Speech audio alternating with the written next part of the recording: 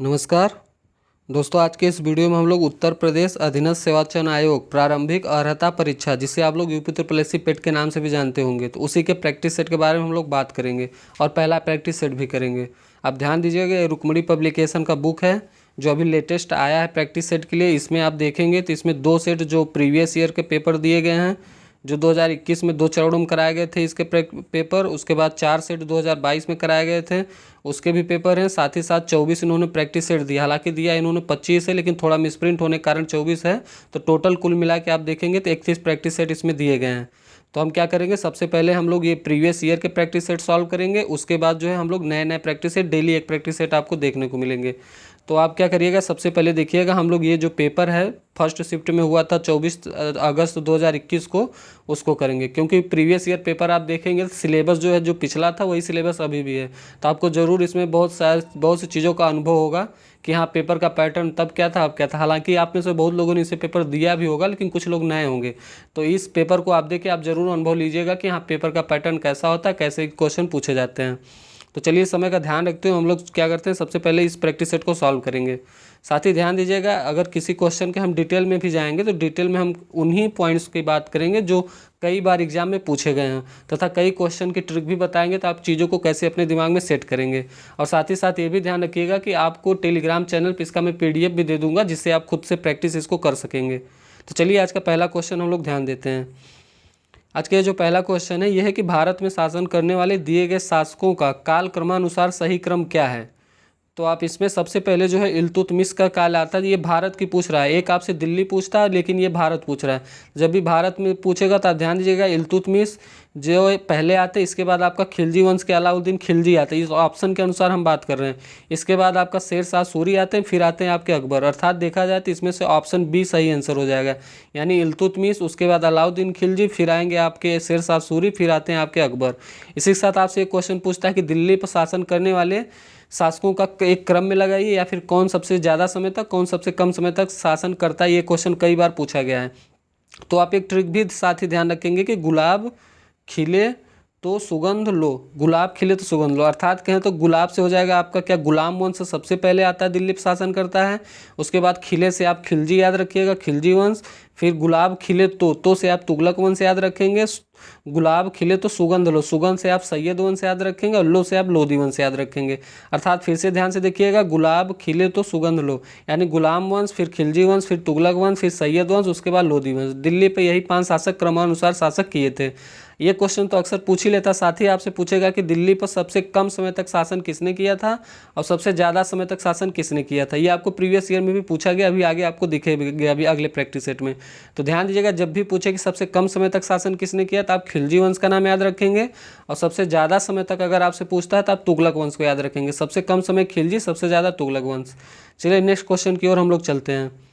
Next देखिए, कह रहा है कि निम्न में से कौन संत शिवाजी के समकालीन थे। तो ये जो तुकाराम जी थे, संत तुकाराम, शिवाजी भी इनको जानते होंगे। सत्संत जो तुकाराम थे ये शिवाजी के समकालीन थे, यानी ऑप्शन ए इसका सही आंसर हो जाएगा, तुकाराम संत। अब साथ ही इसमें देखिएगा आपका शंकराचार्य का नाम भी है। शंकराचार्य के बारे में आप ध्यान दीजिएगा कि वेदांत एक उपनिषद पूछता है। अद्वैतवाद, अद्वैतवाद किसका सिद्धांत था, तो वो शंकराचार्य का ही था। अद्वैतवाद शंकराचार्य का था। चलिए थर्ड क्वेश्चन देखिएगा, कह रहा बंगाल के प्रथम गवर्नर जनरल कौन थे। ध्यान दीजिएगा, जब भी बंगाल के बारे में आपसे पूछे तो एक पूछता है बंगाल का गवर्नर, एक पूछता है बंगाल का गवर्नर जनरल। तो जब भी आपसे बंगाल का गवर्नर पूछेगा तो आप लॉर्ड क्लाइव को याद रखिएगा। लॉर्ड क्लाइव बंगाल का ओनली जब गवर्नर यानी सिंगल जी पूछे तो क्लाइव याद रखेंगे, और जब भी पूछे आपसे कि गवर्नर जनरल यानी 2 बार जब जी आ जाएगा तो आप लॉर्ड वारेन हेस्टिंग का नाम याद रखेंगे। तो इस क्वेश्चन का जो सही आंसर होगा वो होगा लॉर्ड वारेन हेस्टिंग। फिर से सुन लीजिएगा, जब आपसे बंगाल का ओनली गवर्नर पूछता है तो आप क्लाइव लगाइएगा, गवर्नर जनरल में आप वारेन हेस्टिंग का नाम याद रखेंगे। अब ऑप्शन में आप लिटन का नाम देख रहे होंगे, तो आप एक क्वेश्चन देखे होंगे, अगर आप एक कंप्यूटर होंगे तो वर्नाकुलर प्रेस एक्ट पूछता है, तो उससे वो लिटन से, लॉर्ड लिटन से संबंधित है। तथा लॉर्ड रिपन द्वारा एक क्वेश्चन कई बार पूछा गया है कि 10 के आधार पर या नियमित जनगणना किसने प्रारंभ की थी, तो वो लॉर्ड रिपन ने शुरू की थी 1881 में। तथा जनगणना प्रारंभ पूछे तो आपको पता होगा मेयो ने किया था 1872 में, लेकिन 10 की आधार या आप कह लीजिए रेगुलर जनगणना जिसको कहते हैं नियमित आधार पे, तो वो लॉर्ड रिपन ने 1881 में शुरू किया था। चलिए नेक्स्ट क्वेश्चन देखिएगा 4 नंबर, ये है कि चरक संहिता संबंधित है। चरक संहिता किससे संबंधित है आपसे पूछ रहा है, तो ये आपके चिकित्सा से संबंधित है। चरक संहिता चिकित्सा से संबंधित है। साथ ही ये क्वेश्चन भी पेट में ही पूछा गया था प्रीवियस ईयर में कि धन्वंतरी किससे संबंधित है, तो जो धन्वंतरी थे वो भी आपके एक चिकित्सक थे, तो आप ध्यान रखिएगा। साथ ही साथ जीवक पूछता है, जीवक कौन है, तो जीवक के बारे में भी कहा जाता है वो भी चिकित्सक थे, जिन्होंने भगवान बुद्ध की, जब वो भगवान बुद्ध यानी महात्मा बुद्ध जी बीमार थे तो उनका भी इलाज जीवक ने किया था। वो बिंबिसार के समय में थे जीवक। चलिए अगला क्वेश्चन 5th नंबर देखिएगा, कह रहा निम्न में से कौन सा जोड़ा सही नहीं है। ये कह रहा 261 BC में कलिंग युद्ध हुआ था, ये बिल्कुल सही है। तथा आपका 78 AD में कह रहा शक संवत की शुरुआत हुई थी, ये भी सही है। शक संवत आपको पता होगा कनिष्क ने शुरू किया था। तथा कह रहा 622 और 622 में मुस्लिम युग यानी संवत की शुरुआत, ये भी सही है। और कह रहा 1709 में आपके औरंगजेब की मृत्यु, ये गलत है क्योंकि औरंगजेब की जो मृत्यु हुई थी वो 1707 में हुई थी। तो आप ध्यान दीजिएगा, औरंगजेब की मृत्यु 1707 में हुई थी, कई बार पूछा गया है। और औरंगजेब से ही संबंधित एक प्रश्न अक्सर पूछता है कि गुरु तेग बहादुर को मौत की सज़ा किसने दी थी, तो जो सिखों के 9वें गुरु थे, आपने सुना होगा, इनके बारे में जानते होंगे। 9वें गुरु जिन्हें तेग बहादुर के नाम से जाना जाता है, उन्हें सूली पर ये औरंगजेब ने ही उनको मरवाया था। चाहते थे कि वो जो है मुस्लिम जो धर्म को स्वीकार कर लें, लेकिन तेग बहादुर जी ने नहीं स्वीकार किया था, तो औरंगजेब ने ही उन्हें जो है सज़ा दी थी, यानी मौत की सज़ा दी थी। चलिए अगला क्वेश्चन देखिएगा 6 नंबर, कह रहा कि इनमें से किसे भारत के ग्रैंड ओल्ड मैन के नाम से जाना जाता है, तो दादा भाई नौरोजी का नाम आप याद रखेंगे। ग्रैंड ओल्ड मैन दादा भाई नौरोजी को ही जाना जाता है। और दादा भाई नौरोजी के बारे में पूछता है कि इन्होंने कांग्रेस की अध्यक्षता कितनी बार की, तो इन्होंने कुल 3 बार जो है कांग्रेस की अध्यक्षता की। तथा ये भी पूछता है कि आपसे पहली बार जो है स्वराज्य शब्द किसने दिया था, तो 1906 में दादा भाई नौरोजी ने दिया था। पहली बार स्वराज्य शब्द की मतलब किसने नाम लिया था, तो वो दादा भाई नौरोजी ही थे, 1906 आप याद रखिएगा। तथा इन्होंने 3 बार कांग्रेस की अध्यक्षता की, ये भी आप याद रखेंगे।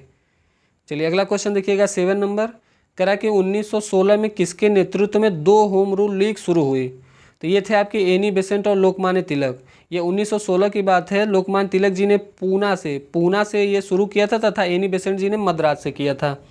अब लोकमान्य तिलक के बारे में आप ध्यान रखिएगा, ये एकमात्र ऐसे उस समय के बहुत प्रचलित नेता थे जिन्होंने कांग्रेस की अध्यक्षता कभी भी नहीं की थी, ये भी क्वेश्चन पूछा गया। साथ ही एनी बेसेंट के बारे में याद रखिए कि ये पहली महिला थी जिन्होंने 1917 में कांग्रेस की अध्यक्षता की थी। तथा साथ ही अगर आपसे पूछता है कि पहली भारतीय महिला जिसने कांग्रेस की अध्यक्षता की थी, तो वो थी आपकी सरोजनी नायडू, जिन्होंने 1925 में कानपुर से अध्यक्षता की थी। इतनी बातें आप इसमें ध्यान रखेंगे जो कि पूछे जाते हैं। चलिए अगला देखिए 8 नंबर देखिएगा, मिलान के से संबंधित क्वेश्चन कह रहा ब्रह्म समाज किसकी है, रामकृष्ण, ऐसे करके ये क्वेश्चन बनता था। आप ध्यान दीजिए, जो ब्रह्म समाज था वो 1828 में इसकी स्थापना राजा राम मोहन राय ने की थी। तो आपका ए ऑप्शन जो है वो आपका 3 नंबर में चला जाएगा। तथा रामकृष्ण मिशन ये स्वामी विवेकानंद जी ने की, इसकी स्थापना 1897 में की थी, तो ये यहाँ चला जाएगा। अब बात करते हैं आर्य समाज की, तो ये 1875 में दयानंद सरस्वती जी ने इसकी स्थापना की थी। अब सत्यशोधक समाज, ये आपका ज्योतिराव फुले के नाम सत्यशोधक समाज की इन्होंने स्थापना की थी। अर्थात कहा जाए तो ए का ऑप्शन 3 देखिएगा किस में है, तो इन 3 ऑप्शन में है, देखिए ए का ऑप्शन 3 हो जाएगा। रामकृष्ण मिशन जो है ये आपका स्वामी विवेकानंद 2, तो देखिएगा 2 ऑप्शन क्या है, मतलब रामकृष्ण मिशन 2 का ए, तो जो 2 का ए है वो आपका इसमें भी है इसमें भी, यानी ये 2 ऑप्शन आपका खत्म हो जाएंगे। अब बात करते हैं आर्य समाज। आर्य समाज की जो किया था, आर्य समाज के आप ध्यान देंगे तो ये थे आपके दयानंद सरस्वती, यानी ये इधर जाएगा 2। आर्य समाज का देखिएगा 2 जाएगा, यानी सी का 2 देखिए इसमें भी है और इसमें भी है। अब बात चौथे की करेंगे तो सत्यशोधक समाज, ये ज्योतिराव फुले, यानी ये देखिएगा किसमें डी का 5th जा रहा है, तो डी का 5th जा रहा है इस ऑप्शन में, यानी इसका सही आंसर सी हो जाएगा। अब देखिए कुछ आप याद रखिए, भारत का पुनर्जागरण का पिता या फिर पत्रकारिता का जनक भी पूछा जाता है, तो वो भी आप किसको याद रखेंगे, राजा राम मोहन राय को। अक्सर एग्जाम में पूछा गया है कि राजा राम मोहन राय को जो है राजा की उपाधि किसने दी थी, तो वो अकबर द्वितीय ने दी थी। तथा ध्यान दीजिएगा कि 1829 में सती प्रथा का अंत लॉर्ड विलियम बेंटिक के साथ मिलकर राजा राम मोहन ने किया था, ये भी कई बार पूछा गया है।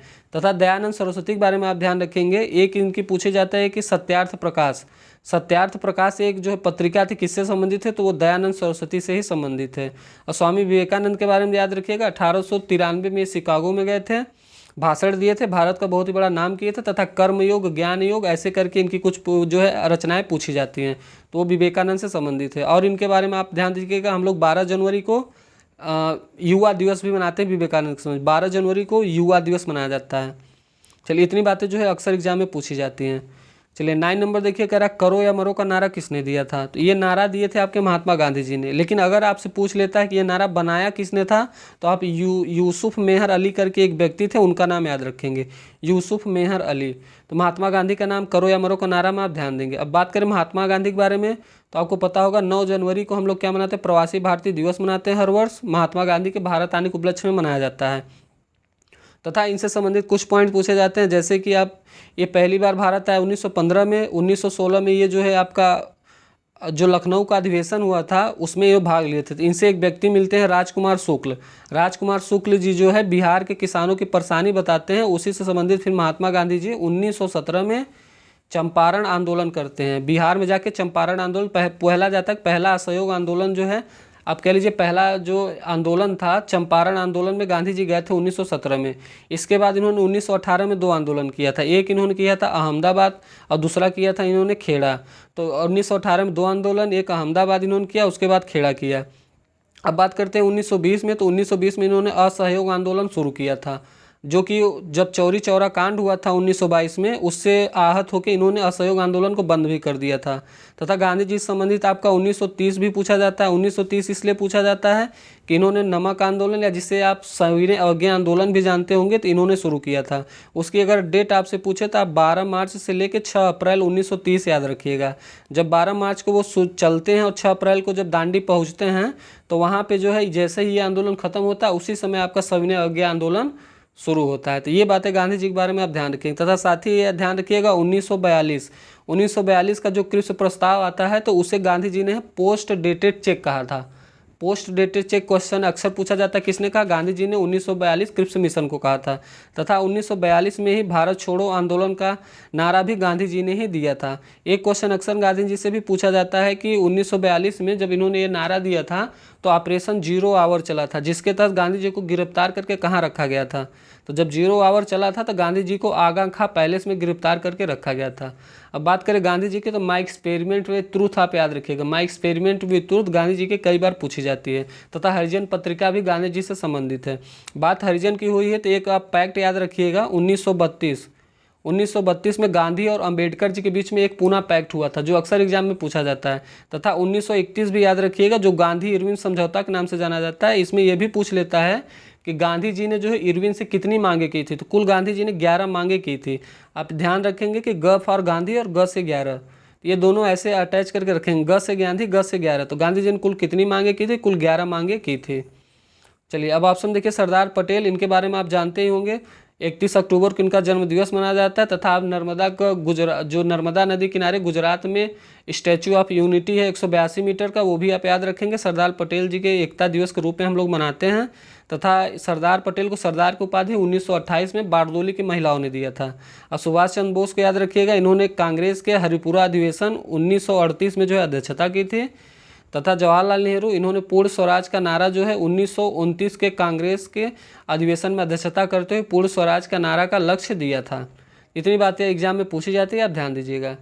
चलिए क्वेश्चन नंबर 10 देखिएगा, कह रहा है जब सुभाष चंद्र बोस ने भारतीय राष्ट्रीय कांग्रेस के अध्यक्ष पद से इस्तीफा दिया तो इस पद का प्रस्ताव किसे दिया गया? तो जब सुभाष चंद्र बोस ने इस पद से मतलब इस्तीफा दे दिया था, तो उस समय जो है राजेंद्र प्रसाद जी को जो है अध्यक्ष बनाया गया था।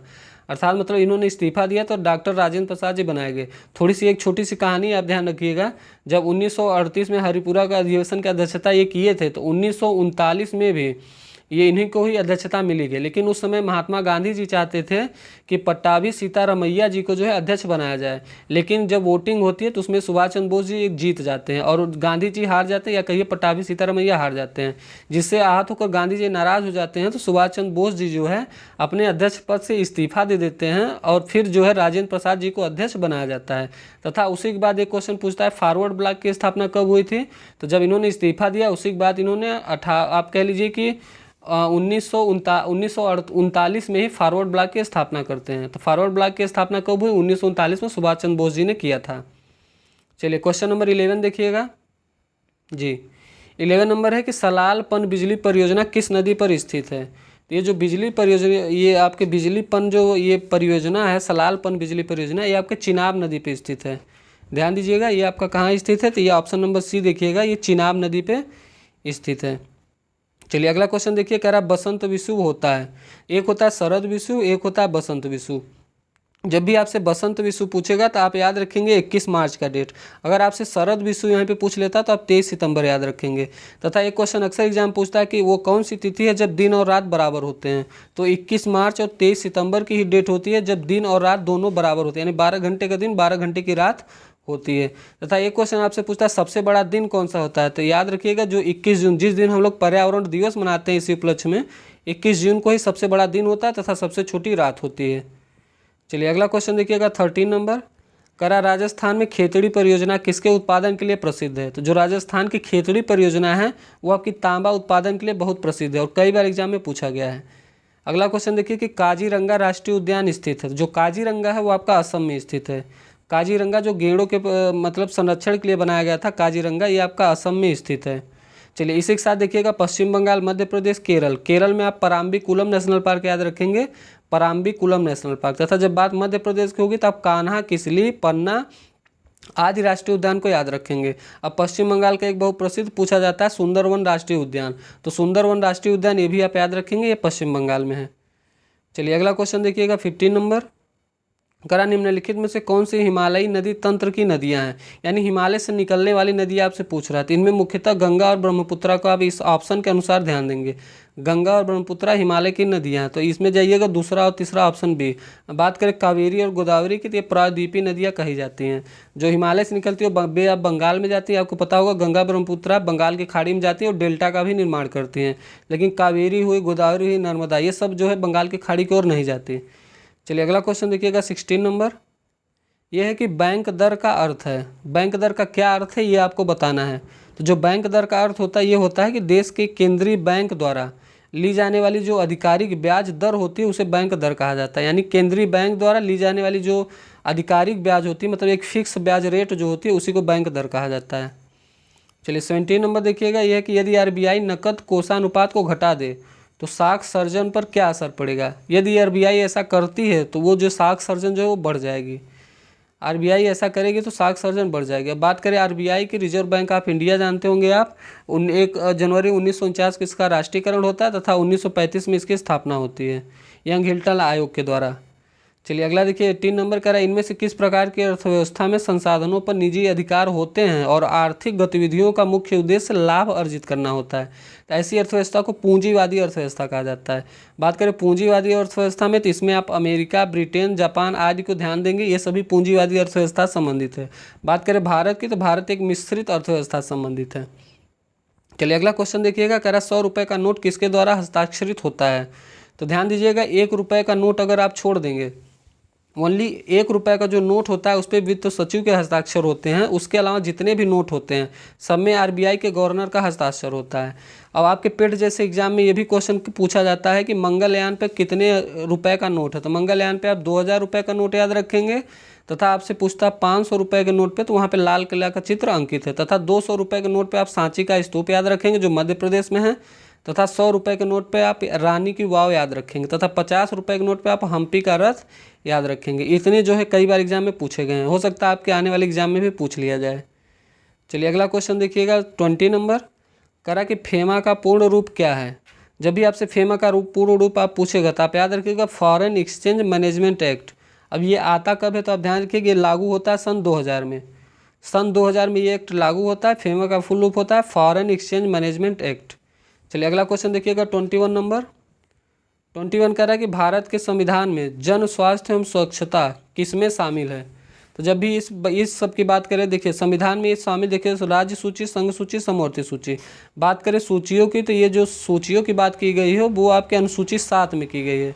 स से 7, स से सूची आप याद रखेंगे। लेकिन जब पूछे जन स्वास्थ्य और स्वच्छता किसमें शामिल है, तो ये आपका राज्य सूची का विषय होता है। ये कहाँ का किस राज्य सूची, यानी राज्य जन स्वास्थ्य और स्वच्छता अपने लोगों पर ध्यान देगी, राज्य सूची। बात करें समवर्ती शिक्षा समवर्ती सूची का विषय, ये भी आपको पता है। एक आपसे जीएसटी पूछता है, जीएसटी भी समवर्ती सूची का विषय होती है।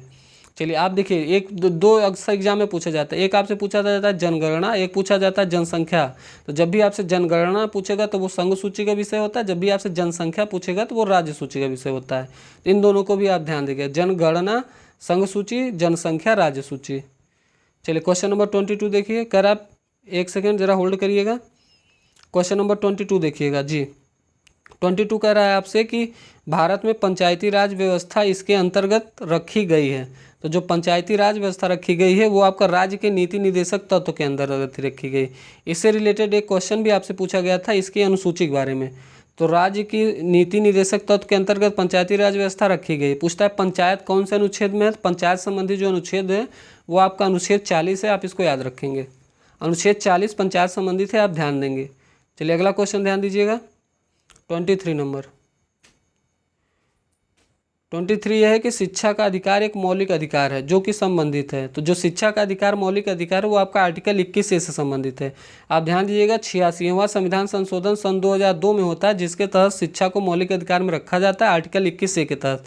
आर्टिकल 21 ये कहता है कि 6 से 14 वर्ष के जो भी बच्चे हैं उनको शिक्षा देना अनिवार्य है। सरकार जो है उनको फ्री में शिक्षा देगी और ये अनिवार्य है कि घर वाले भी उसे रोक नहीं पाएंगे, सबको शिक्षा दी जाएगी। ये 86वां संविधान संशोधन के तहत किया गया था। चलिए अगला देखिएगा। क्वेश्चन नंबर 24 करा निम्न में से किसने संविधान सभा में उद्देश्य प्रस्ताव रखा। ध्यान दीजिएगा जो उद्देश्य प्रस्ताव था वो जवाहरलाल नेहरू ने रखा। बात करें संविधान की तो सबसे पहले आपका 9 दिसंबर को 1946 को पहली बैठक होती है जिस दिन आपका सच्चिदानंद सिन्हा जी को अस्थायी अध्यक्ष बनाया जाता है। इसके 2 दिन बाद आपका 11 दिसंबर आता है जिस दिन डॉक्टर राजेंद्र प्रसाद को अस्थायी अध्यक्ष बनाया जाता है। आप स्टेबल कह लीजिए। अस्थायी सच्चिदानंद को 9 दिसंबर को, 11 को जो है राजेंद्र प्रसाद को। इसी के 2 दिन बाद जब आता है आपका 13 दिसंबर 1946 को जो है जवाहरलाल नेहरू जी ने जो है उद्देश्य प्रस्ताव आपके संविधान सभा में रखा था। अक्सर एग्जाम में ये भी क्वेश्चन पूछेगा इसे स्वीकार कब किया गया था। तो इसे स्वीकार किया गया था आपका 22 जनवरी 1947 में। ध्यान दीजिएगा ये 13 दिसंबर के बाद जस्ट अगला महीना जनवरी वाला यानी 22 जनवरी 1947 को उद्देश्य प्रस्ताव को स्वीकार किया गया था। चलिए ऑप्शन में देखिएगा आपके भीमराव अम्बेडकर, इनके बारे में बात कर चुके हैं। संविधान का जनक भी भीमराव अम्बेडकर जी को कहा जाता है। चलिए अगला क्वेश्चन 25 नंबर ये है कि भारतीय संविधान के किस अनुच्छेद में अल्पसंख्यकों के हित हैं। अल्पसंख्यकों के हित संबंधित होता है अनुच्छेद 29। कई बार पूछा गया, मोस्ट इंपॉर्टेंट है। ध्यान दीजिएगा अनुच्छेद 29 को अल्पसंख्यकों के हित के लिए ये संबंधित है। चलिए अगला क्वेश्चन देखिएगा 26 नंबर करा ठोस चालक में धारावाहक होते हैं। जो ठोस चालक है उसमें धारावाहक क्या होते हैं ये आपसे पूछ रहा है। तो ये जो मुक्त इलेक्ट्रॉन होते हैं ये धारावाहक होते हैं। 27 कह रहा है कि प्रकाश वर्ष किसके मापन की इकाई है। ध्यान दीजिए जो प्रकाश वर्ष होता है वो एक वर्ष में निर्वात में प्रकाश द्वारा चली गई दूरी को दर्शाता है। प्रकाश वर्ष, प्रकाश से आप प्रकाश पकड़िए, ध्वनि वनि सब हटा दीजिए। एक वर्ष में निर्वात में प्रकाश द्वारा चली गई दूरी इसी को प्रकाश वर्ष कहते हैं। चलिए क्वेश्चन नंबर 28 देखिए करा ब्लीचिंग पाउडर का रासायनिक नाम यह भी है। तो इसका रासायनिक नाम क्या है ये आपसे पूछ रहा है। तो इसका कैल्शियम ऑक्सीक्लोराइड CaOCl2 ये इसका रासायनिक नाम है। तो आप इसको ध्यान देंगे। सोडियम क्लोराइड, सोडियम बाइकार्बोनेट ये भी आप ध्यान देंगे तथा कैल्शियम सल्फेट यानी ये भी आप ध्यान देंगे। बाइकार्बोनेट याद रखिएगा, इसे खाने वाला सोडा भी कहते हैं। चलिए अगला क्वेश्चन देखिएगा 29 करा कि 18 कैरेट सोने में खरे सोने का प्रतिशत है। देखिए जब भी प्रतिशत निकालना तो किसी से निकाला जाता है तो जैसे कह रहा 18, आपको पता होना चाहिए कि जो शुद्ध सोना होता है वो 24 कैरेट का होता है।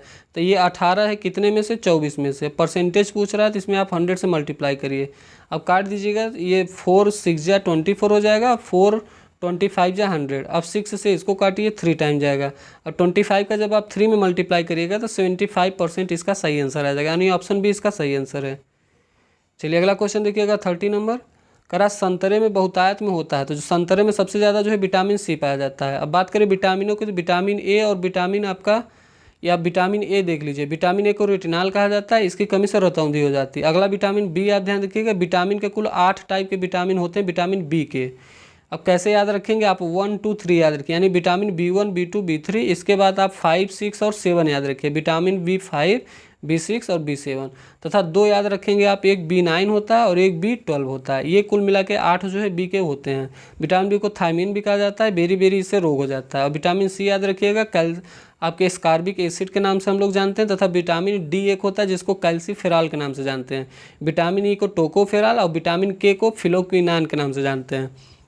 ध्यान दीजिएगा विटामिन बी से बेरी बेरी, विटामिन सी से आपकी स्कर्वी हो जाता है, विटामिन ए से आपका रतौंधी हो जाता है, विटामिन डी से कैल्सीफेरॉल, विटामिन जो ई होता है उससे आपका बांझपन हो जाता है तथा विटामिन के से एक रक्त का थक्का बनना बंद हो जाता है। ऐसी बीमारियां होती हैं। आपसे ये भी पूछ लेता है कि ये बताइए क्या कहते हैं कि जल में घुलनशील विटामिन कौन सी है। तो जल में ये आपका BC याद रखिएगा। गई भैंस पानी में से याद रखिएगा BC, ये जल में है। इसके अलावा जो ADE आता है 4 विटामिन, ये आपका वसा में घुलनशील विटामिन है। आपसे अक्सर पूछता है कि कौन से विटामिन है जो शरीर में नहीं टिकते, तो ये BC ही विटामिन होते हैं जो शरीर में नहीं टिकते। पूछिए क्यों? तो ऐसा इसलिए होता है कि जो BC होता है ये जल में घुलनशील होता है, और जब भी आप बाथरूम जाते हैं तो ये बाथरूम के रास्ते से विटामिन निकल के बह जाता है। इसीलिए कहा जाता है हमें संतरा हुआ, नींबू हुआ, इन सब का नियमित रूप से सेवन करना चाहिए ताकि हमारे शरीर में विटामिन C जो है बना रहे, और ये रोगों से लड़ने में बहुत ज़्यादा हेल्प करता है। चलिए अगला क्वेश्चन देखिएगा 31 नंबर। ये देखिएगा, ये रूट वाला क्वेश्चन है। आप इसमें थोड़ा सा ध्यान देंगे तो जहाँ पे क्वेश्चन मार्क हो वहाँ पे आप x मान लीजिए, यानी रूट में अगर आप x रख देंगे ऐसे, और जो 196 है तो ये 14 का स्क्वायर है, तो इसे आप रूट से जब हटाएंगे तो 14 आ जाएगा, और यहाँ पे आ जाएगा 72/56। अब यहाँ पे 14 से काट दीजिए, 14 3 42, 14 चौका 56, और 4 से जब इसको काटेंगे तो यहाँ पे आ जाएगा 18। अब यहाँ से रूट हटाने के लिए आपको दोनों पक्ष का स्क्वायर करना पड़ेगा, यानी 18 का स्क्वायर, इसका स्क्वायर, तो x बराबर 18 का स्क्वायर जो होता है 324, यानी इसका जो सही आंसर आ जाएगा ऑप्शन C। उम्मीद है आपको समझ में आया होगा। चलिए 32 नंबर क्वेश्चन देखिएगा। एक इसमें आप फॉर्मूला आपको पता होगा, आपने क्लास 6 7 8 9 10 में बहुत बार पढ़ा होगा। एक फॉर्मूला होता है a³ + b³ और एक फॉर्मूला होता है a³ - b³। जब भी a³ + b³ होता है तो इसके इक्वल में एक ब्रैकेट में पहले वाले में a + b रखा करिए, और जो दूसरा ब्रैकेट होता है उसमें आपका a² + b² और -ab, यही अंतर होता है। यानी जब बीच में प्लस रहेगा तो आप पहले में प्लस रखिए, शुरू में जो लास्ट AB वाले में माइनस करिए, और जब a³ - b³ वाला फॉर्मूला आपसे पूछता है तो आप ब्रैकेट पहले में a - b रख के ये जो a² + b² है ये -ab, इसको भी आप प्लस कर दीजिए। यानी आप जब इस क्वेश्चन में देखेंगे तो यहाँ पे a³ - b³ का पैटर्न फॉलो करेगा। यहाँ पे जब a³ - b³ का पैटर्न आप फॉलो कराएंगे तो पहले ऑप्शन में a - b आएगा, दूसरे में क्या आएगा a² + b² + ab। तो ध्यान दीजिएगा नीचे वाला यही पैटर्न बन रहा है, तो a ऊपर से नीचे दोनों ये कट जाएगा, ऊपर आपका बचेगा क्या? तो a - b ओनली ही बचेगा, यानी 885 में से आप 115 घटा दीजिए, तो जो इसका सही आंसर आएगा वो आपका आ जाएगा 770, यानी ऑप्शन B इसका आंसर आ जाएगा। तो आप इसे सॉल्व कर लीजिएगा। चलिए अगला 33 नंबर देखिए, करा √5 - √3। इसमें क्या आप संयुग्मी जानते होंगे जिसे परमेयीकरण करना भी कहते हैं, यानी नीचे अगर √5 + √3 है तो इसका जब आप परमेयीकरण करेंगे तो √5 - √3 से मल्टीप्लाई करेंगे, ऊपर भी करेंगे और नीचे भी करेंगे, √5 - √3। तो ऊपर तो इसका स्क्वायर बन जाएगा a - b, जब इन दोनों को मल्टीप्लाई कर देंगे आप तो a - b का होल स्क्वायर बन जाएगा, और नीचे जब करेंगे तो आप देखिए यहाँ बीच में प्लस है, यहाँ माइनस, यानी ये आपका a + b a - b। जब a + b a - b करेंगे तो ये क्या हो जाता है आपका a² - b² हो जाता है। जब a² - b² करेंगे तो 5 का जब स्क्वायर करेंगे तो 5 हो जाएगा, और -3 का करेंगे तो 3, अपान में आपका 2 मिल जाएगा, तो ये आप ऐसे हो जाएगा। और जब ऊपर जाएंगे तो ये डायरेक्ट आपका a - b का होल स्क्वायर, यानी a² + b² - 2ab हो जाएगा। इस तरीके से जब आप इसको सॉल्व कर लीजिएगा तो इसका जो सही आंसर आपको मिल जाएगा वो मिलेगा 4 - √15। चलिए अगला क्वेश्चन देखिएगा 34 नंबर देखिए, करा कि टीवी सेट का मूल्य 30% घटाने पर उसकी बिक्री 20% बढ़ गई, तो दुकानदार की आय पर उसका क्या प्रभाव पड़ा। जब भी इस प्रकार का क्वेश्चन बढ़ना घटना परसेंटेज में मिलेगा तो आप वही फॉर्मूला देखिए, करा 30% घट गया तो -30 करिए, 20% बढ़ गया तो +20 करिए। अब माइनस और प्लस के बीच में करेंगे तो यहाँ माइनस आ जाएगा, और ऊपर 30 - 20 मल्टीप्लाई करके अपान में 100 कर दीजिए। ऐसे 2 जीरो से आप 2 जीरो काट दीजिए, 3 2 जाए यहाँ पे 6 -6 हो जाएगा, और -30 इन दोनों को ऐड करेंगे तो -36 और +20। जब इसको सॉल्व कर देंगे तो आपको -16 आ जाएगा। तो ये जो -16 है ये आपका ये दिखाएगा कि 16% का उसको घाटा हुआ है। इसका जो देखिए 16% का घाटा किस ऑप्शन में, ऑप्शन डी में है। चलिए 35 नंबर देखिएगा, करा कि 4 खिलाड़ियों की औसत उम्र 18.5 वर्ष है, अगर कोच की उम्र भी इनमें शामिल की जाए तो औसत उम्र 20% बढ़ जाती है। तो कोच की उम्र आपसे पूछ रहा है, ध्यान दीजिए 4 खिलाड़ी को औसत उम्र 18.5 दे रहा है, तो एक फार्मूला पे याद रखिएगा a × n बराबर टोटल, यानी ये और कुछ नहीं है बल्कि औसत गुणित संख्या बराबर टोटल आपको पता चल जाता है। तो इसका औसत आप देखिएगा 18.5 है, और संख्या देखे जाए जो पहली संख्या कह रहा है वो 4 खिलाड़ी है, तो 4 का जब आप इसमें मल्टीप्लाई कर दीजिएगा, 4 पंचे 20, यहाँ पे 0 आ जाएगा, 2 हासिल, 4 और 32 2 34 का यहाँ पे 4 आ जाएगा, 3 हासिल, 4 का 4 3 7, और एक अंक बाद डिजिट लगा दिया, यानी 74 इसका क्या आ जाएगा, मल्टीप्लिकेशन आ जाएगा, 74 इसका आ जाएगा। तथा उसके बाद क्या कह रहा है कि अगर कोच की भी उम्र शामिल की जाए तो औसत 20% बढ़ जाती है। पहले औसत कितनी थी, 18.5 थी, तो इसका 20% यानी 120/100 करके आप निकालेंगे तो ये आपका औसत कितना बढ़ जाती है। जब 18.5 में आप 120 से मल्टीप्लाई कर देंगे तो ये आपका 22.2 आ जाएगा, 22.2, यानी पहले औसत 18.5 थी, 22.2 हो जाएगी, ये जो 22.2 आएगी, ध्यान दीजिए, जो 22.2 आएगी ये 5 लोगों की टोटल आएगी। तो यहाँ पे क्या करेंगे, आप 5 से मल्टीप्लाई करेंगे तो आपको टोटल मिल जाएगा। जब आप इसमें 5 से मल्टीप्लाई करेंगे तो ये आ जाएगा 111। और पहले जब 4 लोगों की किए थे यानी ओनली खिलाड़ियों की, तो आपका क्या आया था, 74 आया था। तो जब इसमें 5वां व्यक्ति तो कोच ही था, तो जब 111 में से आप 74 घटा दीजिए, जो उम्र आएगी तो 5वें व्यक्ति की आएगी। तो इसको जब आप घटाएंगे तो 37 वर्ष इसका सही आंसर आ जाएगा। तो यानी देखिएगा ऑप्शन को उसमें ऑप्शन डी में है। ये ऐसे क्वेश्चन को सॉल्व कर लीजिएगा। चलिए क्वेश्चन नंबर देखिएगा 36 नंबर हिंदी का क्वेश्चन है। ये कह रहा है कि एकल का विलोम, तो एकल का विलोम जो है वो बहुल होता है। कह रहा दर्प का पर्यायवाची कौन सा है, तो दर्प का जो पर्यायवाची होता है वो अहंकार होता है। चलिए 38 नंबर देखिए, कह रहा मन को हरने वाला वाक्य के लिए, तो मन को जो हरता है उसको मनोहर कहा जाता है। चलिए अगला क्वेश्चन देखिए 39 कह रहा है गागर में सागर भरना, मुहावरे का अर्थ है, तो गागर में सागर भरना मुहावरे का जो अर्थ होता है वो होता है थोड़े में बहुत कहना। क्वेश्चन नंबर 40 देखिए, कह रहा शुद्ध वर्तनी, जब भी महत्वाकांक्षा टाइप का मिले तो आप उसे महत्वाकांक्षा नहीं बल्कि महत्वाकांक्षा पढ़ा करिए, महत्वाकांक्षा। तो ऑप्शन सी याद रखिएगा, वह में भी आ का मात्रा लगता है, महत्वाकांक्षा। अब देखिए ये इंग्लिश का पैसेज आता है 41-42, यानी टोटल आपको 4 क्वेश्चन इसमें देखने को मिले। जब भी आपको कोई पैसेज इंग्लिश का मिला करे या हिंदी का, तो आप पैसेज पढ़ने की बजाय सबसे पहले आप क्वेश्चन पढ़ा करिए। इससे आपको ये फायदा होगा कि जब आप क्वेश्चन पढ़ लेंगे तो आप जब पैसेज पढ़ने आएंगे तो आपको 2 बार नहीं पढ़ना पड़ेगा। अगर आप पहले पैसेज पढ़ लेंगे तो जब आप क्वेश्चन पढ़ेंगे तो आपको एक बार फिर पैसेज पढ़ना पड़ेगा इसका आंसर खोजने के लिए। तो ये इससे फ़ायदा होता है। हालांकि ये अभी प्रीवियस ईयर है इसलिए हम डिटेल में नहीं जाएंगे, आप बस इस पैसेज को देख लीजिएगा। इसका PDF मैं दे ही दूंगा टेलीग्राम पे। अब इसको क्वेश्चन और इसके आंसर को हम लोग देखेंगे। चलिए जैसे पहला क्वेश्चन इसमें कह रहा है कि a many sided personality means क्या होता है। ये ऐसी पर्सनालिटी होती है मेनी साइडेड कि अ पर्सन हैविंग वेरियाइड इंटरेस्ट, जिसको बहुत सारे इंटरेस्ट हो उसी को तो बोलेंगे मेनी साइडेड पर्सनालिटी। 42 है कि PT Nehru enjoy, PT Nehru क्या इंजॉय करते थे, तो ये reading, writing, fighting, political, social use, ये भी सही है। रेसिडेंशियल ट्रेन, ये भी, माने वो लगभग ये सारी चीज़ें जो है पसंद करते थे। आप पैसेज पढ़ेंगे तो आपको पता चल जाएगा। चलिए क्वेश्चन नंबर 43 देखिएगा, कह रहा which of the following statements reflects PT Nehru's point of view.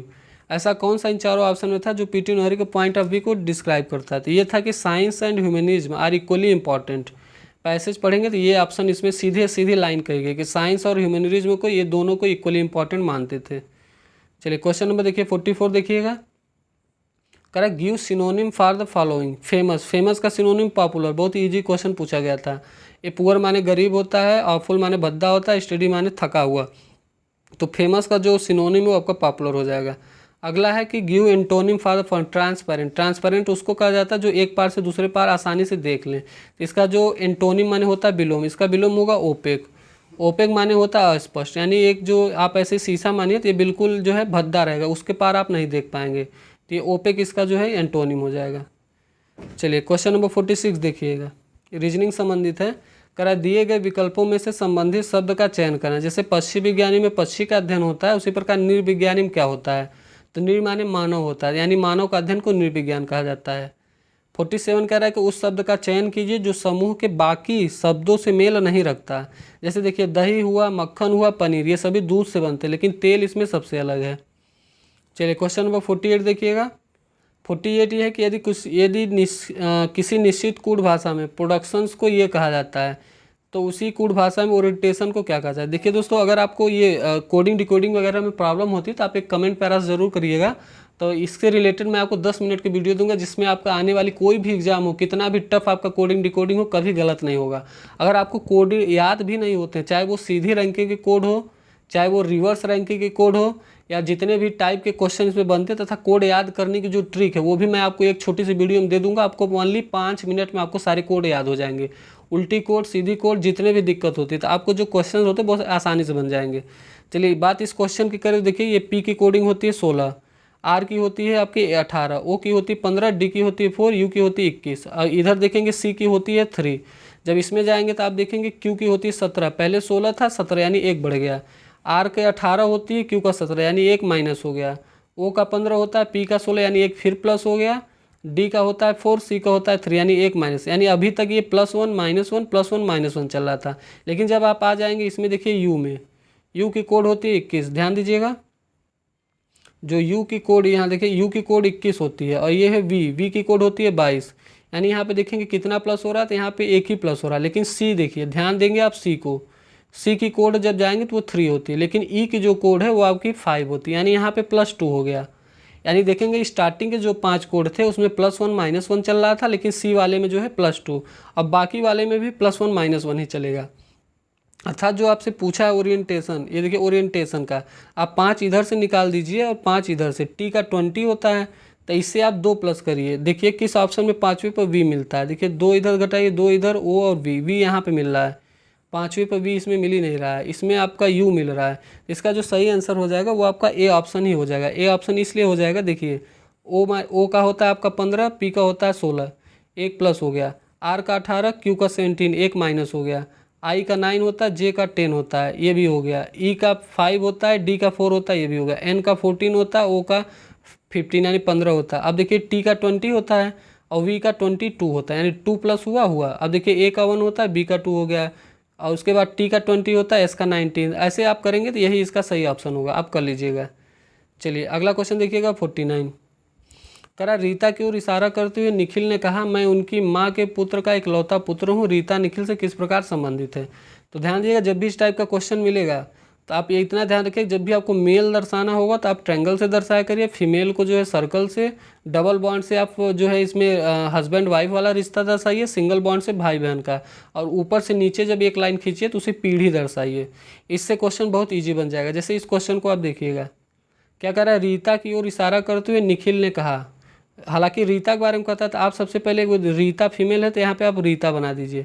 अब कह निखिल क्या कह रहा है, रीता के लिए कह रहा है कि मैं उनकी माँ, यानी रीता की जो माँ होगी वो फीमेल होगा, एक पीढ़ी ऊपर, मैं उनकी माँ के पुत्र, इनका पुत्र रीता का क्या होगा, भाई होगा, मैं उनकी माँ के पुत्र का इकलौता पुत्र हूँ, यानी इसका एक पुत्र जो है यही है आपका निखिल, ये है निखिल, ये निखिल है। क्या कह रहा है, फिर से देखिए, मैं उनकी माँ यानी रीता की माँ के पुत्र, ये इनका पुत्र हो गया, उनका इकलौता पुत्र हूँ तो यही निखिल होगा।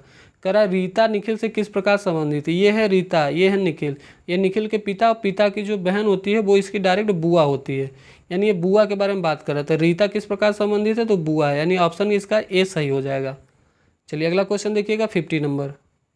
कह रहा है यदि किसी वर्ष में 25 अगस्त को गुरुवार है तो उसी महीने में सोमवार की संख्या है, 25 अगस्त को गुरुवार है तो उसी महीने में सोमवार की संख्या आपसे पूछ रहा है।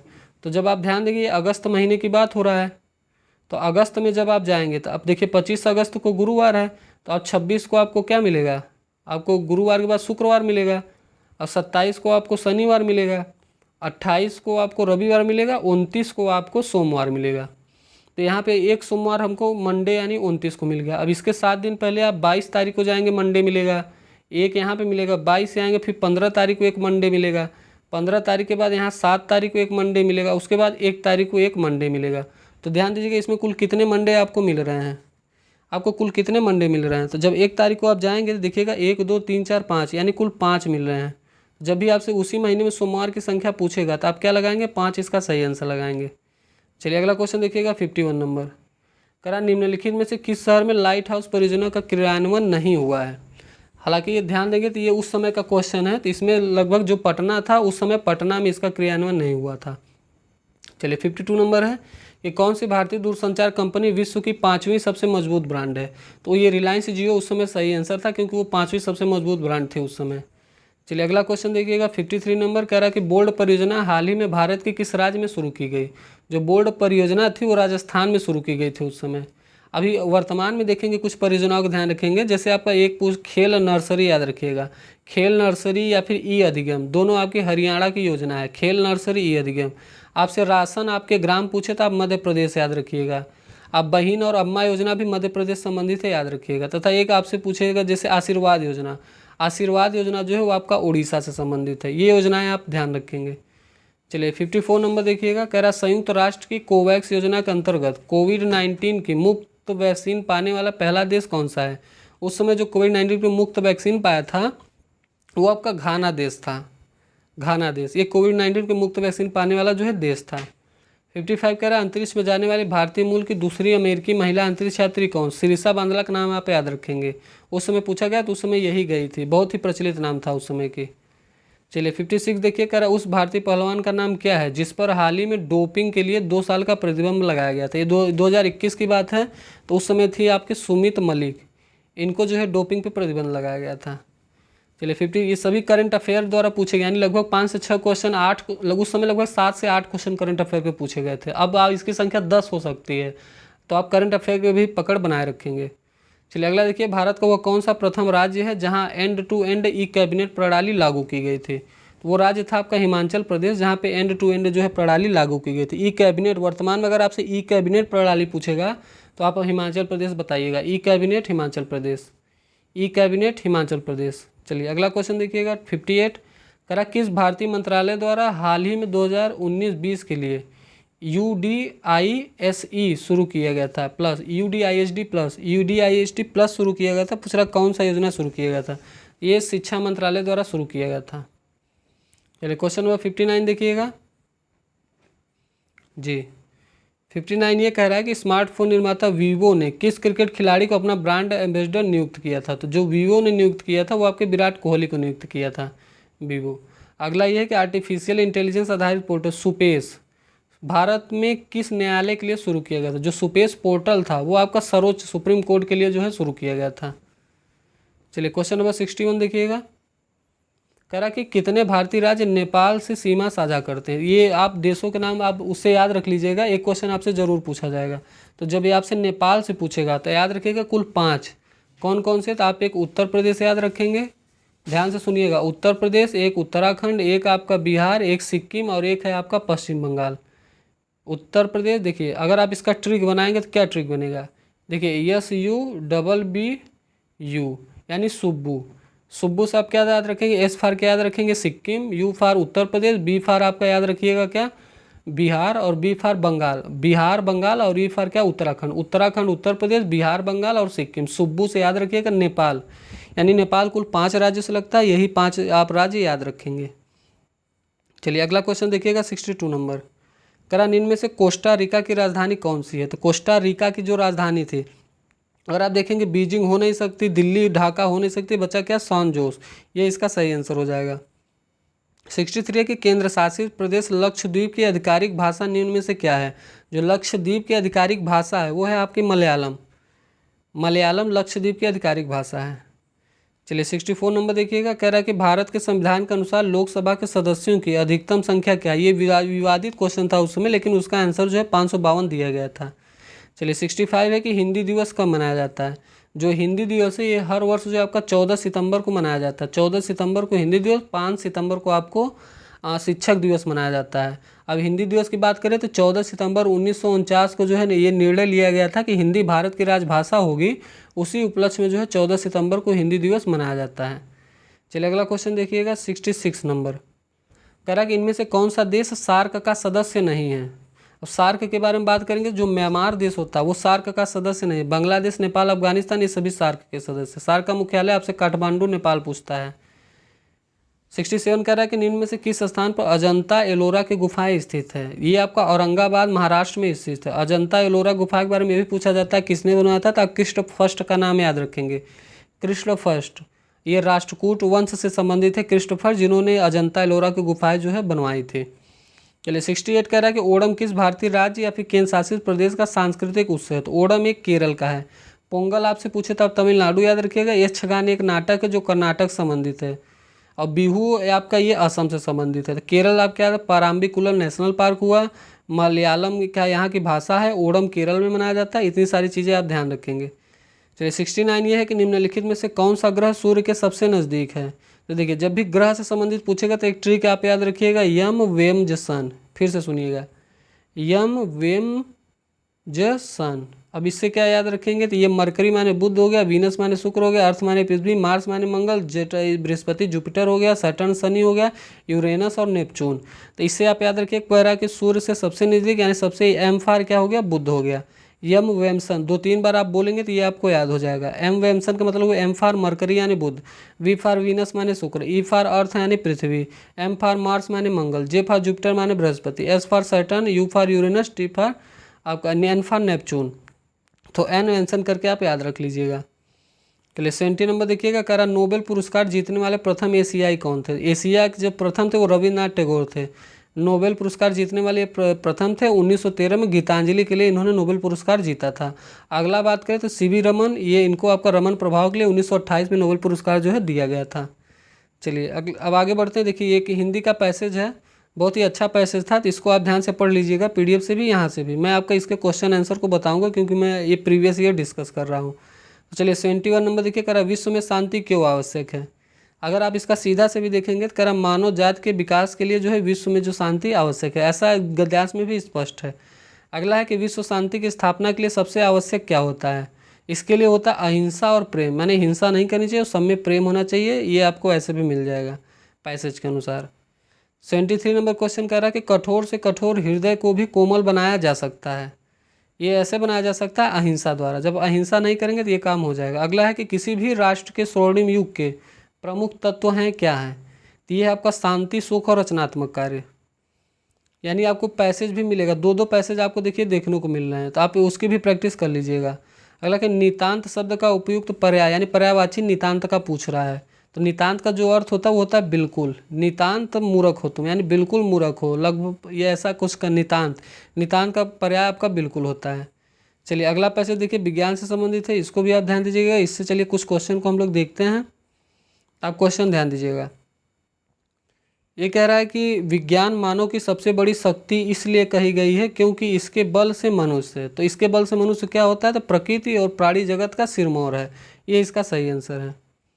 चलिए 77 नंबर देखिएगा, कह रहा वैज्ञानिक चिंतन पद्धति ने मनुष्य का सबसे बड़ा उपकार यह किया है कि उसे मुक्ति मिली है। किससे, उसे भ्रमपूर्ण रूढ़िवादी विचारणा से जो है मुक्ति मिली है। पैसेज के अनुसार यही इसका सही आंसर है। 78 नंबर कह रहा है कि विश्व के परिवारवत लगने का प्रमुख कारण क्या है, तो ये है आपका विश्व बंधुत्व की भावना का विकास करना। चलिए अगला क्वेश्चन कह रहा है कि हस्तामलक शब्द से अभिप्रेरित है।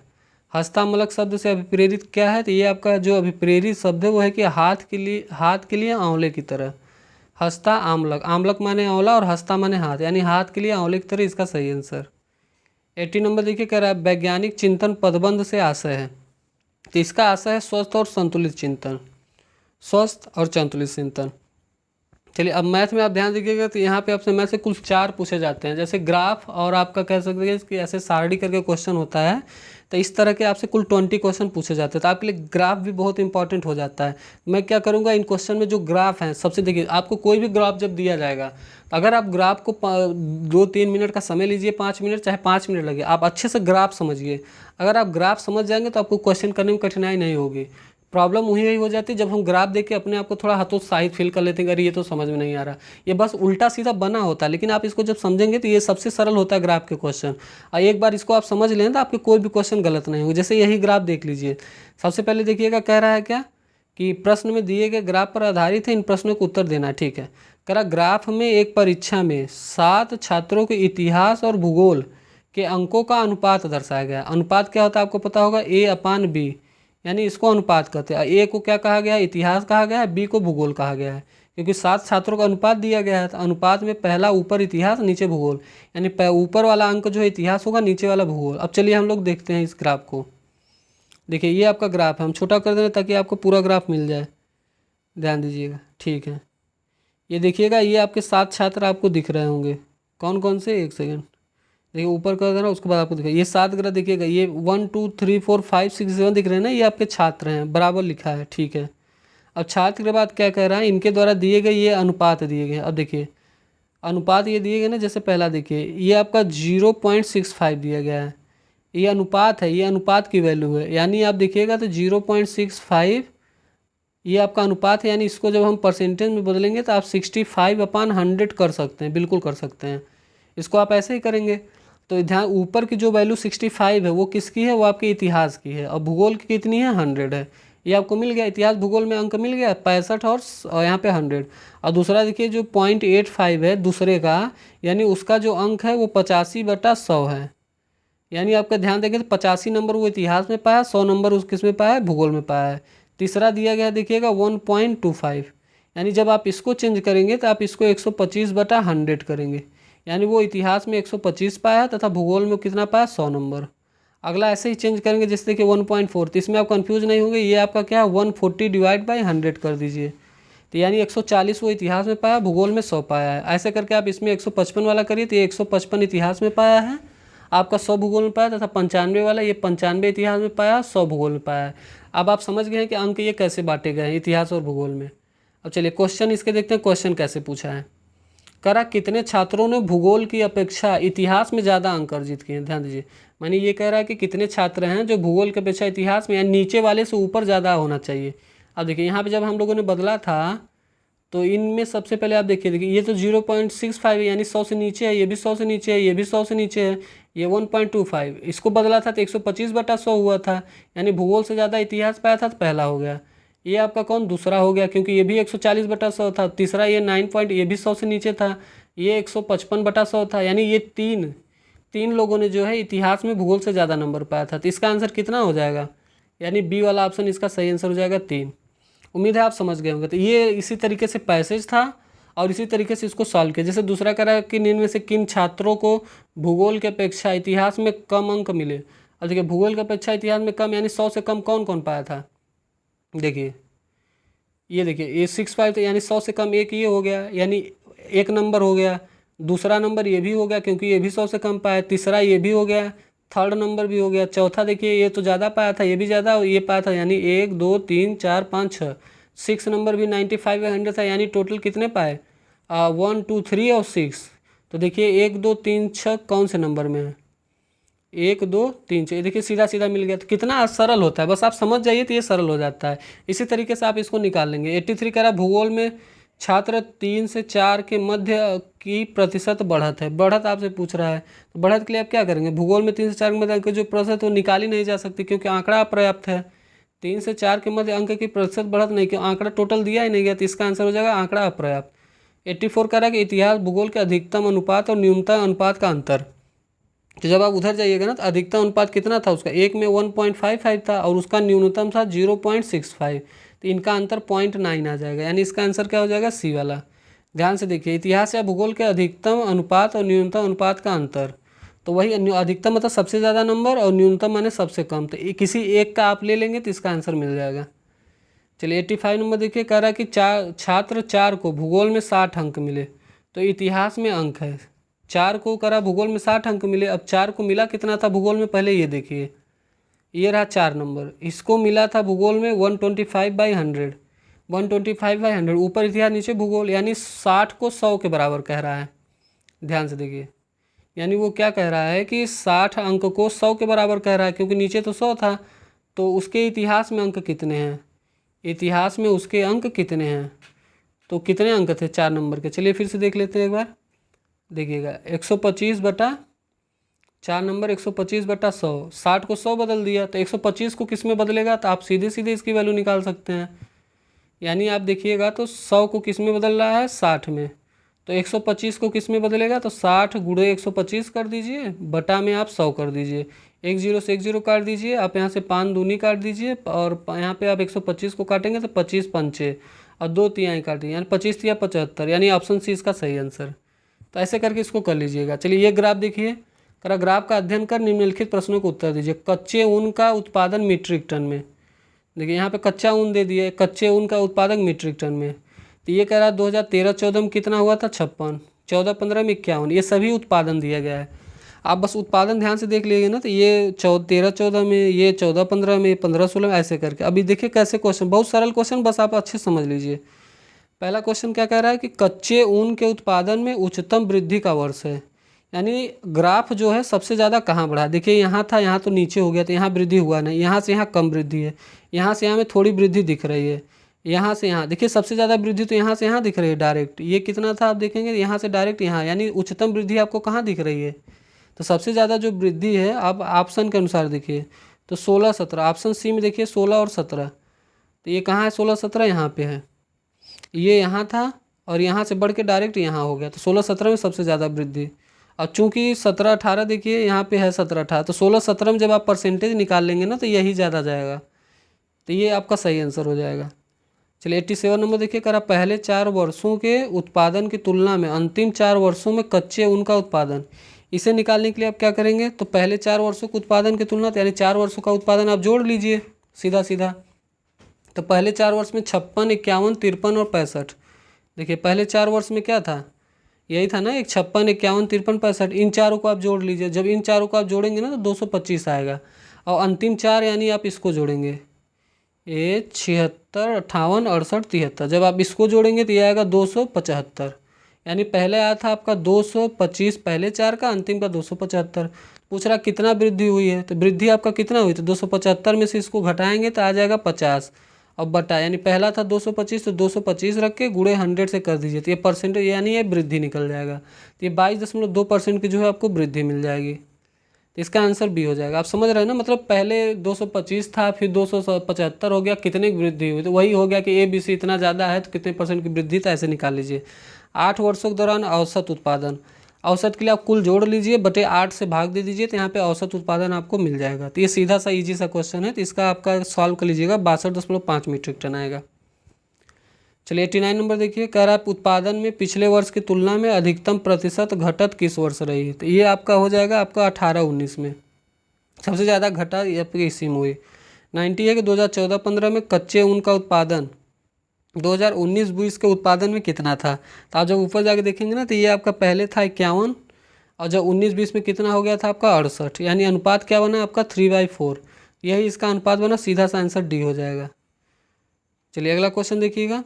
चलिए अब ये पैसे देखिए, तालिका का क्वेश्चन करा, दी गई तालिका के आधार पर निम्नलिखित प्रश्नों को उत्तर दीजिए। 5 सेल्समैन द्वारा अर्जित वार्षिक कमीशन, 5 सेल्समैन थे जो आपका कमीशन कमाते हैं। देखिए ये वर्ष या सेल्समैन जिसमें ABCDE ये 5 लोग हो गए। अब 2015 में ए कितना कमाता है, इतना, 16 में इतना, 17 में इतना, 18 में इतना, 19 में इतना, 20 में इतना, ए ऐसे करके कमीशन कमाता है। बी वाला 15 में कितना कमाता है, इतना, ये सी वाला इतना, ऐसे ये ईयर वाइज हो गया, ये ईयर वाइज ऐसे, यानी ए वाला इतने इतने साल में इतना इतना कमाता है। अब इसको आप अच्छे से समझ लेंगे ना तो क्वेश्चन आपको ईजी हो जाएगा। पहला क्वेश्चन देखिए, कह रहा है कि किस वर्ष में सेल्समैन सी द्वारा अर्जित कमीशन पिछले वर्ष की तुलना में अधिकतम वृद्धि दर्शाता है। तो आप देखिए सी द्वारा कह रहा है किस वर्ष में अधिकतम वृद्धि दर्शा रहा है, तो 16-17 में देखिए। चलिए देखिए सी का पूछ रहा है, तो सी वाला 16 में कितना कमाया था आपका 30,040, 17 में कितना कमाया 29,800, तो ये कितने की आप देखिए वृद्धि किया, 30,400, 16-17 की बात कर रहा है। तो सी वाला जो वृद्धि करेगा ये आपका 27,800 में से आप 26,200 घटा दीजिए, ये 27,800 है। अब कमाया कितना था 26,200 इतना, तो कितने की आप वृद्धि करता है, ये जब यहाँ से आप यहाँ जाएंगे ना तो ये 1600 की वृद्धि करता है। तो सबसे ज़्यादा मुझे लगता है यही वृद्धि करता है। तो इसका आंसर क्या हो जाएगा 2016, ये 2016 हो जाएगा। तो आप जो है यहाँ टेलीग्राम से आप इसको डाउनलोड कर लीजिएगा, बाकी अच्छे से आप सॉल्व कर लीजिएगा। 92 नंबर देखिए, करा वर्ष 2018 में बी का कमीशन पाँचों सेल्समैनों के उसी वर्ष के कुल कमीशन का लगभग कितना प्रतिशत था। इसको निकालने के लिए क्या करिएगा पता, 2018 में बी का कमीशन आया था आपका 28,000। अब कुल पाँचों का कमीशन पूछ रहा है, कुल पाँचों से, तो पाँचों वर्षों का जो कमीशन निकालेंगे ना आप टोटल जोड़ लेंगे तो ये आपका 146,960 था, और ऊपर आपको यही वैल्यू रख के 100 से मल्टीप्लाई कर दीजिए, तो इसका जो सही आंसर आएगा वो 19.5 आएगा। चलिए 93 नंबर देखिए, कह रहा किस सेल्समैन का 2018 में कमीशन 15 की तुलना में उच्चतम वृद्धि दर्शाता है। तो वृद्धि के लिए आपको क्या करना पड़ेगा, फिर वही वृद्धि, ए का वृद्धि निकाल लीजिए, बी का निकाल लीजिए, सी का 2018-15 में, तो वहाँ से जब आप निकाल लेंगे ना तो सी वाला उच्चतम वृद्धि करेगा, यानी ऑप्शन डी इसका सही आंसर हो जाएगा। 94 कह रहा निम्न में से किस वर्ष में किसी भी सेल्समैन द्वारा अर्जित उच्चतम और न्यूनतम कमीशन का अंतर अधिकतम है। तो कमीशन का अधिकतम अंतर निकालने के लिए 2016 इसमें भी सबका अंतर निकालेंगे, तो ये 2019 वाला जो अंतर है ना वो सबसे अधिक आएगा। चलिए अगला क्वेश्चन देखिए, 95 का वर्ष 2019 में सेल्समैन डी द्वारा अर्जित कमीशन ए द्वारा अर्जित कमीशन का लगभग कितना, वही ए का बी का इतना ज़्यादा है कितना, बस आपको उसमें से देख के जिसका जिसका बोल रहा है उसका उसका निकालना पड़ेगा। तो वहाँ पे आपका ये आ जाएगा ऑप्शन आपका लगभग 121.13%, यानी इनमें से कोई आंसर नहीं आएगा। इसका आंसर आएगा 121.13%, बहुत ही अलग आंसर है, इन तीनों में से कोई नहीं होगा। इसको निकालेंगे, करेंगे कैसे, वही डी का निकाल लीजिएगा, 29,800 में से 24,600 गुणते 100 कर दीजिएगा। चलिए लास्ट देखिएगा, लास्ट पैसेज कर रहा है विभिन्न महीनों में 4 शेयर ब्रोकर खुले खातों की संख्या। अब देखिए एक एंजल है, एंजल जो मई में इतना, जून में इतना, जुलाई में ऐसे करके दिया, 4 लोग दिए गए ना, ये चारों के खुले खातों की संख्या ये सैकड़े में, 25 यानी 2500, 28 यानी 2800, ऊपर पहले ही पढ़ लीजिए। कह रहा विभिन्न महीनों में 4 शेयर ब्रोकर के खुले खातों की संख्या ये सैकड़े में दी गई है, 25 को 2500 मानिए, ऐसे करके आप इसको आराम से देख लीजिए। अब क्वेश्चन देखिए क्या कह रहा है, करा निम्नलिखित में से किस महीने में खुले खातों की संख्या की औसत महत्तम है, यानी औसत महत्तम किसका ज़्यादा है। तो आप क्या करेंगे ना, सबका जो है औसत निकालेंगे। जैसे पहला आप पहले वाले देखिए, जैसे मई में पहले 25 था, फिर 22 था, फिर 30 था, फिर 35 था। इसका औसत देखेंगे तो आपको 28, औसत बराबर आपको पता है, इसको जोड़ के 4 से भाग दे दीजिए क्योंकि 4 संख्या है, 28 आ गया। जून वाला आप जब ऐसे निकालेंगे तो इसका आ जाएगा आपका 33 औसत आ जाएगा। जुलाई का ऐसे ऐसे करेंगे तो जो सबसे ज़्यादा औसत आएगा वो आपका आएगा कौन से महीने का, सितंबर का, क्योंकि ध्यान से देखेंगे इसमें 55, 45, 40, 60 सबसे बड़े बड़े नंबर इसी में दिख रहे हैं, तो इसका आंसर हो जाएगा बी। चलिए अगला क्वेश्चन देखिएगा 97 नंबर। यह है कि अगस्त में खुले खातों की संख्या जून में खुले खातों की संख्या से लगभग कितने प्रतिशत कम या ज़्यादा थे। अब वही अंतर वाला क्वेश्चन पूछ लिया आपसे, एक तरीके से तुलना करके पूछा है। इसका सही आंसर आ जाएगा 35.3%। निकालेंगे कैसे, अगस्त का निकाल लीजिएगा, टोटल जोड़ के 180 आ जाएगा कुल खाता, और जब आप जून का निकालेंगे तो वो कुल 133 आ जाएगा। अब अभीष्ट प्रतिशत पूछा है तो 133 180 से कितना कम है, ये हो जाएगा आपका 47 कम, अपान में आप 133 रखिए, क्योंकि तुलना किससे कहा है, जून से कहा है, तो जून वाला नीचे रख के 100 से गुणा करेंगे तो ये आ जाएगा आंसर। चलिए 98 देखिए, कर अब मई से सितंबर तक एंजल में खुले खातों की संख्या जेरोधा में खुले खातों की संख्या का अनुपात। अब एक दूसरे से अनुपात पूछ लिया है, तो जो एंजल ने खोला था वो कुल 208 खोलेगा, कैसे, तो आप 25, 28, 35, 65 ऐसे करके पाँचों, मतलब पाँचों महीने में एंजल द्वारा कुल जोड़ लीजिए, जेरोथा द्वारा जोड़ लेंगे तो आपको इसका 200 आ जाएगा, एंजल का 208, यानी अभिष्ट अनुपात आप निकालेंगे ना तो ये 208/200 यानी 1.04 इसका सही आंसर आएगा। ये डी वाला इसका सही आंसर आएगा। चलिए 99 नंबर देखिएगा जी। 99 ये कह रहा है कि किस शेयर ब्रोकर में खुले खातों की औसत संख्या महत्तम है। ये जो महत्तम मतलब औसत आपसे पूछ रहा है किसका महत्तम है, सबका आपको अब औसत निकालना पड़ेगा, पाँचों महीने का जोड़ के बटे 5 से भाग दे के निकालेंगे तो जो सबसे ज़्यादा है वो आपका ट्रेडबुल का औसत सबसे ज़्यादा आएगा। चलिए 100 नंबर लास्ट क्वेश्चन देखिए इस प्रैक्टिस सेट का, कह रहा है ट्रेडबुल में खुले खातों की संख्या का औसत शेर खान में खुले खातों की संख्या के औसत का लगभग कितना प्रतिशत कम या ज़्यादा था। अब दोनों का फिर यहाँ पे क्रम ज़्यादा पूछ लिया, इसके लिए आप क्या करेंगे, ट्रेडबुल में औसत निकाल लेंगे, उसके बाद शेर खान का औसत निकाल लेंगे। अब किसका औसत ज़्यादा था तो औसत से घटा के जिससे पूछा, किससे पूछा है तो शेर खान के खुले खातों की संख्या, शेर खान वाला नीचे रख देंगे, औसत आपका आ जाएगा 57.82। ये थे आपका आज का पैसेज। अतः ध्यान दीजिएगा, इसका मैं PDF आपको टेलीग्राम माया इंस्टीट्यूट वाले पे दे दूंगा, तो वहाँ से भी आप इसको डाउनलोड करके ज़रूर कीजिए और विश्वास कीजिए आप डेली प्रैक्टिस करते रहिए, हम लगभग आपको 25 से 30 ये प्रैक्टिस सेट करवाएंगे। अगर आप इतना कर लेते हैं तो आप समझ लीजिए आपको 75 से कम नंबर तो बिल्कुल नहीं आएंगे, क्योंकि जो भी क्वेश्चन आएंगे ये तो थोड़ा मैं आराम से बता रहा हूँ। अभी जब आगे प्रैक्टिस सेट मैं लूँगा प्रीवियस छोड़ के, तो उसमें एक क्वेश्चन के बहुत डिटेल में जाऊँगा जो क्वेश्चन पूछे जाते हैं, और समय आपका बिल्कुल मैं वेस्ट नहीं करता, ना तो मेरी आदत है समय वेस्ट करने की। आप लाइक शेयर सब्सक्राइब की चिंता फिर मत करिएगा, अगर आपका जैसे आपको लगता है कि हाँ ये करने लायक है तो आप कर लीजिएगा। सब्सक्राइब करने से मात्र ये फ़ायदा आपको मिलेगा कि जब मेरी अगली वीडियो आएगी तो वो आपको मिल जाएगा, और बाकी लाइक ये सब का आप छोड़ दीजिए, आपका अंतर से जब मन होगा कि हाँ मैंने कुछ मेहनत किया तो आप करेंगे, नहीं तो कोई बात नहीं आप मत करिए, लेकिन आप एक कमेंट जरूर करिए, क्योंकि जब आप कमेंट करेंगे ना तो मुझे आपका फीडबैक पता चलेगा कि आपको क्लास कैसी लगी और मुझे मेरे द्वारा क्या अभी सुधार करना बाकी है। तो मेरा बस आपसे यही रिक्वेस्ट है कि आप मुझे बस एक कमेंट करके बताइएगा इसमें क्या सही क्या गलत, और आप अपने सुझाव भी दीजिएगा ताकि अगले प्रैक्टिस सेट में मुझे और बेटर मैं कर सकूँ। तो ठीक है दोस्तों, आप तैयारी अपनी बनाए रखिए, बहुत समय है, बहुत ज़्यादा इसमें आपको टेंशन या पैनिक होने की ज़रूरत नहीं है। इसका बहुत हार्ड पेपर नहीं आता, इजी सा पेपर आता है, सीमित एक सिलेबस है। अगर आप नियमित तौर पे एक प्रैक्टिस सेट आप देंगे, चाहे अपने से दीजिए चाहे यहाँ भी देख लीजिए, खैर आप इसको देखेंगे तो आपका लगभग 100 के बजाय 400-500 क्वेश्चन का प्रैक्टिस होगा, और आप खुद से भी बस आपका कुछ सीमित कॉन्सेप्ट्स हैं, सीमित सिलेबस आप पढ़ते रहिएगा, उम्मीद है आप पेपर बहुत अच्छा जाएगा। बस आप नियमित तौर पर 2-3 घंटे पढ़ाई करते रहिए, ज़्यादा पढ़ने की ज़रूरत नहीं है। तो ठीक है दोस्तों, उम्मीद है आप स्वस्थ होंगे और आप अपनी तैयारी बनाए रखेंगे, और बहुत जल्द आपको अगली वीडियो मिलेगी, तो आप सब्सक्राइब वगैरह कर दीजिएगा ताकि आपको वीडियो का पता चल जाए। तो ठीक है, आप तैयारी बनाए रखिए। धन्यवाद, जय हिंद।